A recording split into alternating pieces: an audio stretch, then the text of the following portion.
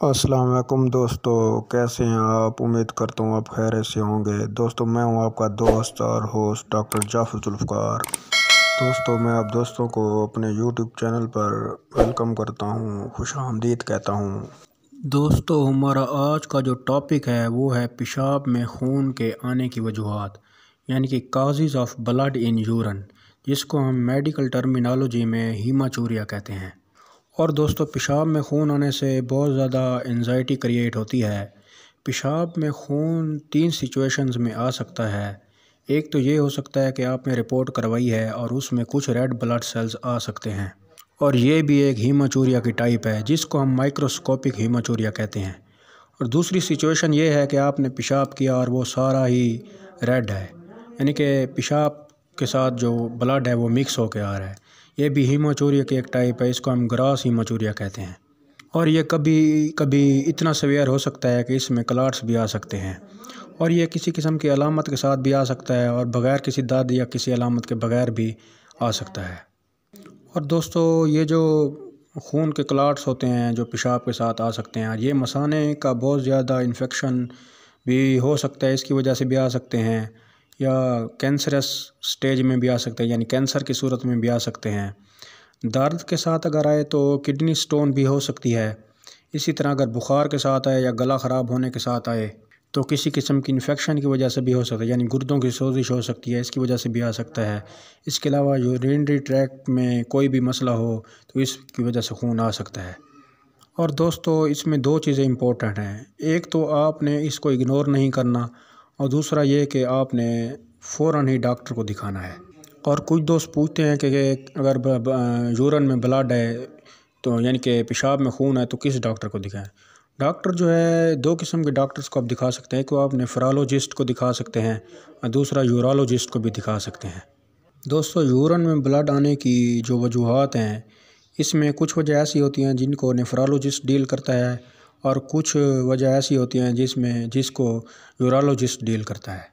एक जो सूरत हाल होती है वो तो यह ग्लोमेरुलोनेफ्राइटिस, जिसको नेफ्रोलॉजिस्ट डील करेगा। और दूसरी वजह यह है कि किडनी का कैंसर भी हो सकता है, यानी कि किडनी में कोई मसला हो सकता है कि इसको यूरोलॉजिस्ट डील करेगा। मिसाल के तौर पर अगर आप नेफ्रोलॉजिस्ट के पास गए हैं और आपको जो इशू है वो यूरोलॉजी से मुतल्लिक़ है, तो नेफ्रोलॉजिस्ट इसका वर्क आप इनिशिएट करके आपको यूरोलॉजिस्ट के पास रेफ़र कर सकता है।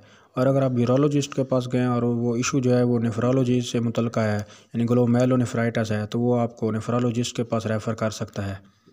और दोस्तों आज की वीडियो में हम ब्लड इन यूरिन की जो 5 बड़ी वजूहात हैं उन पे बात करेंगे।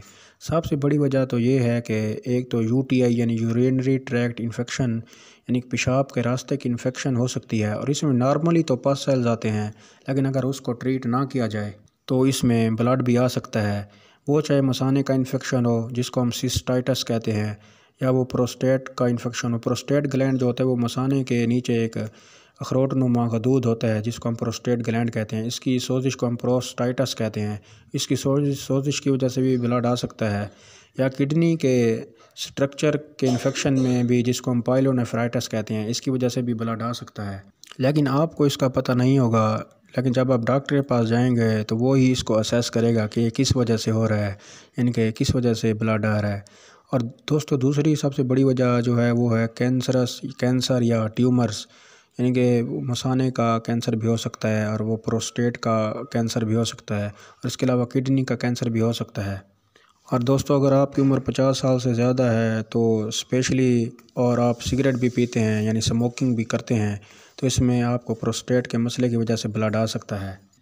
यानी कि दोस्तों अगर आपको किसी वजह से भी पेशाब में खून आ रहा है, यानी ब्लड इन यूरिन हो रहा है, जिसको हम मेडिकल टर्मिनोलॉजी में हीमाचूरिया कहते हैं, तो आपको ज़रूर फ़ौरन या किसी यूरोलॉजिस्ट के पास जाके चेकअप करवाना है, या नेफ्रोलॉजिस्ट के पास जाके चेकअप करवाना है, ताकि वजह मालूम हो सके कि पेशाब में खून किस वजह से आ रहा है।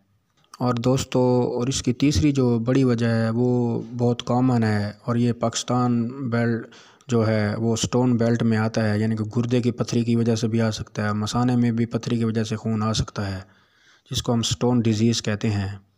तो वैसे तो ये पूरी दुनिया में कॉमन है, लेकिन ये जो हमारी साउथ ईस्ट एशिया वाली बेल्ट है इसमें बहुत ज़्यादा कॉमन है, बहुत ज़्यादा आम है पथरी। इसमें स्टोन के साथ दर्द भी हो सकता है और ब्लड भी आ सकता है।